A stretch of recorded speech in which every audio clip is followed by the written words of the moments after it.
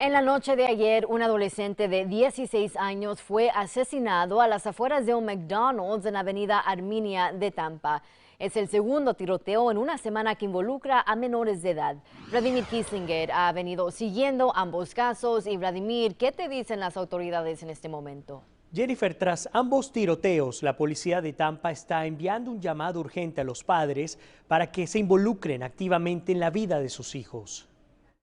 En la noche del martes, la policía de Tampa respondió a un tiroteo reportado a las afueras de este McDonald's ubicado en la avenida Armenia de Tampa. Aproximadamente a las 8:30 de la noche encontramos a un joven de 16 años en el piso, aparentemente con balas en la parte de arriba de su cuerpo.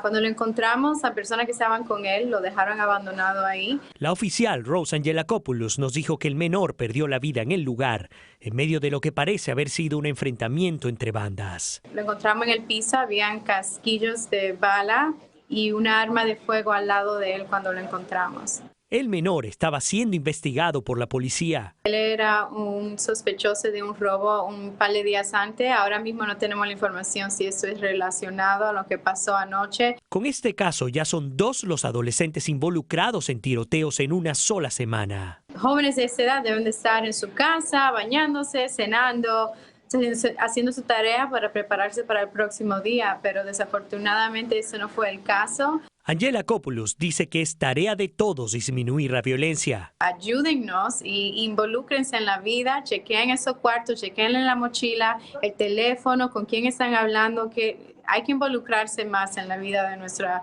juventud. Esta noche las autoridades continúan tras la pista de los responsables de la muerte del adolescente de 16 años y piden a todo aquel que tenga información sobre el caso que se comunique a través de Crime Stoppers de Tampa Bay o que envíe una pista anónima al tip 411. Vladimir Kissinger, Noticias Tampa Hoy.